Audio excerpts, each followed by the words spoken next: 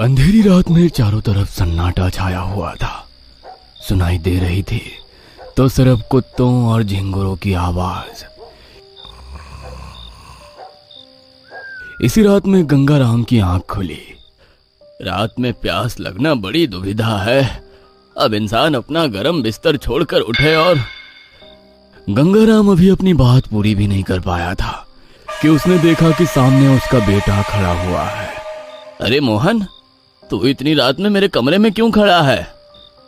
आपको आखिरी बार पानी पिलाने आया हूँ। आखिरी बार? तू पागल हो गया है? लेकिन अब मोहन कुछ नहीं बोला।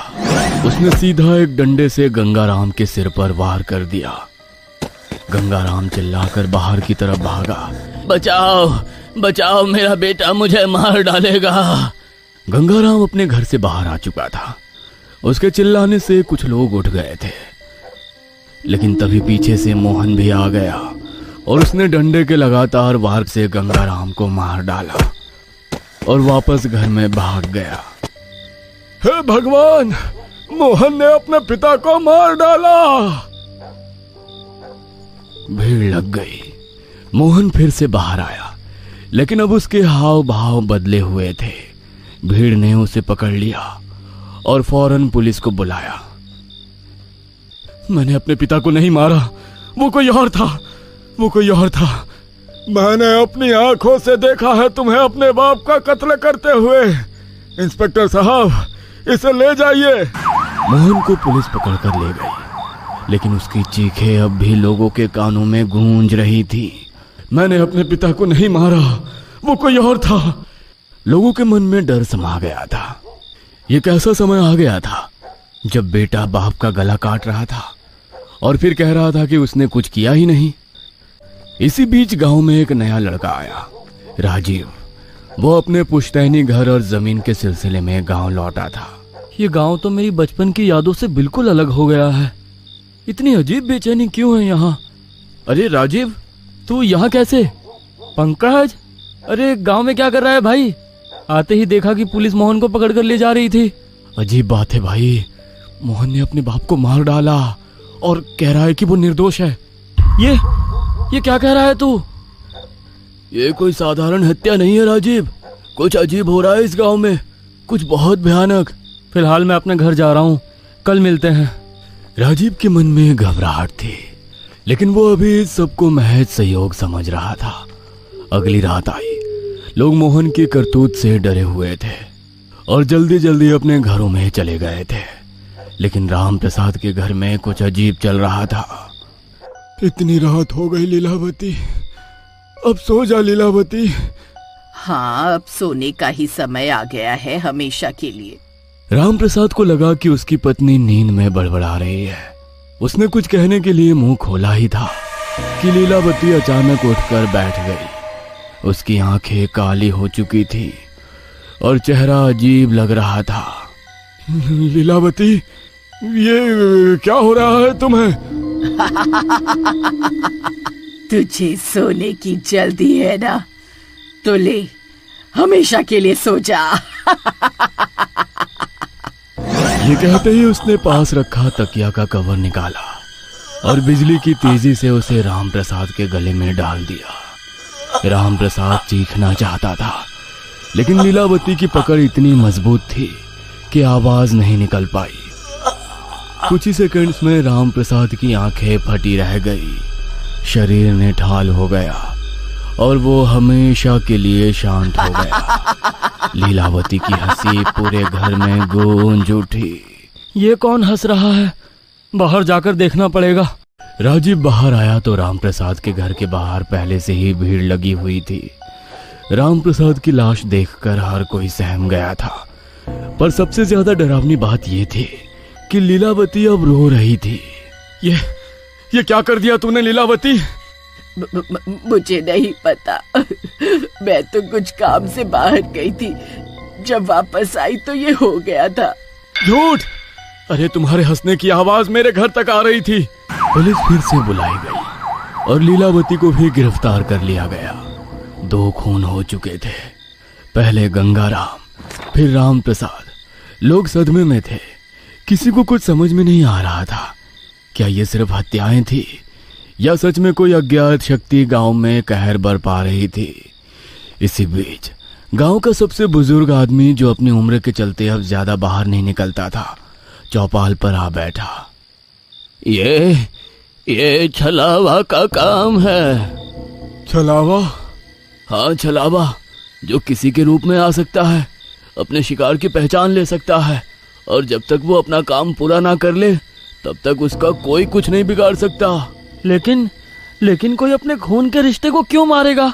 यही तो छलावे की ताकत होती है। ये तुम्हें दिखेगा तुम्हारे अपने जैसा, बोलेगा तुम्हारे अपने जैसा, लेकिन असल में वो तुम्हारा अपना होगा ही नहीं। राजीव, जो खुद पुलिस वाला था, तर्क देते हुए बोला, ये सब अंधविश्वास है। छलावा वलावा कुछ नहीं होता। मैं पुलिस वाला हूँ, मैं पता लगाऊंगा कि असली गुनहगार कौन है। बूढ़ा हंसता हुआ अपने घर में चला गया। रात का तीसरा पहर था। पंकज अपने घर में सोया हुआ था। अचानक दरवाजे पर दस्तक हुई। कौन है इतनी रात को?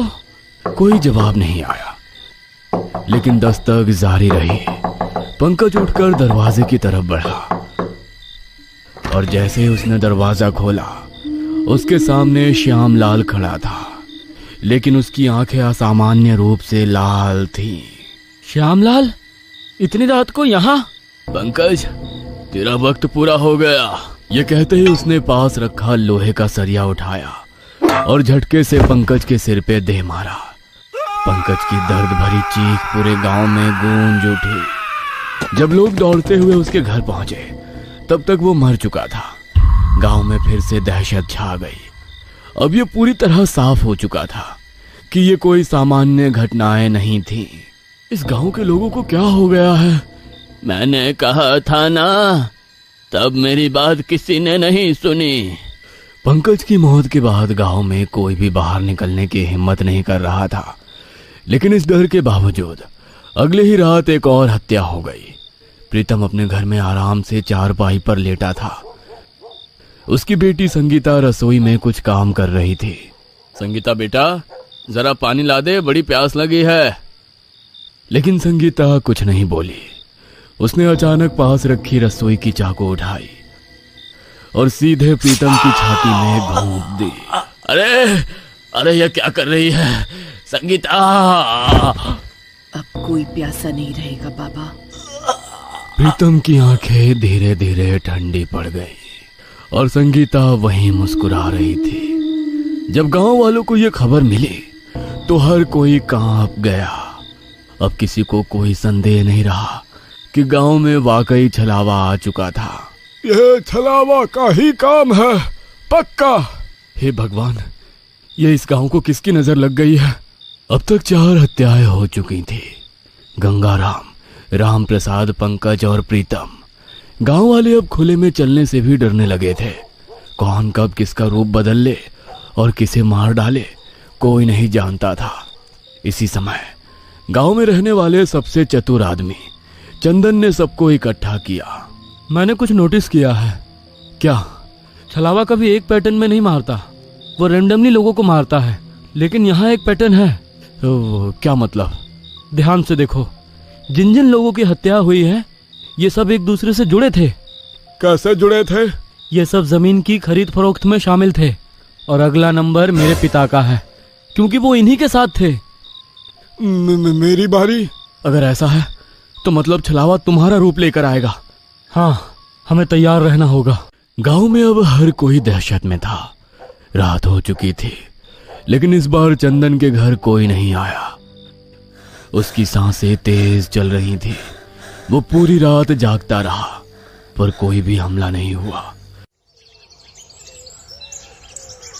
सुबह हुई तो राजीव उससे मिलने आया। चंदन, रात तो शांति से निकल गई, लगता है छलावा भी डर गया है तुझसे। चंदन ने गहरी नजरों से उसकी ओर देखा। फिर अचानक बिना कुछ कहे उसने पास रखा चाकू उठाया और झटके से राजीव के पेट में घोंप दिया। चंदन, ये तूने क्या किया? राजीव लड़खड़ाते हुए जमीन पर गिर पड़ा। उसका शरीर झटकों से कांप रहा था।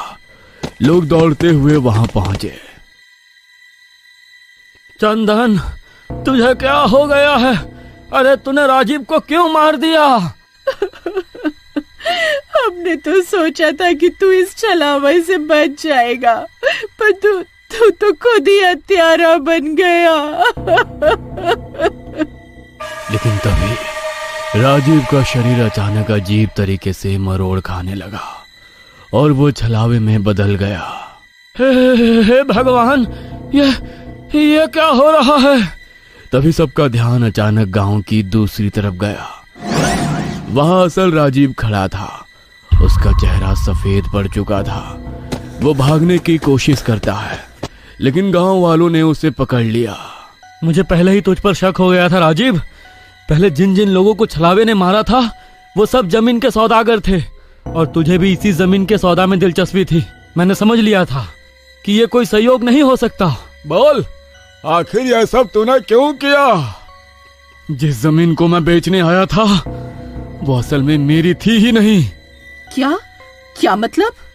ये सब लोग, गंगाराम, राम प्रसाद, पंकज, प्रीतम, इन सब ने मिलकर मेरे बाप से जबरदस्ती वो जमीन छीन ली थी। और जब मेरा बाप कुछ नहीं कर पाया तो उसने खुद को फांसी लगा ली।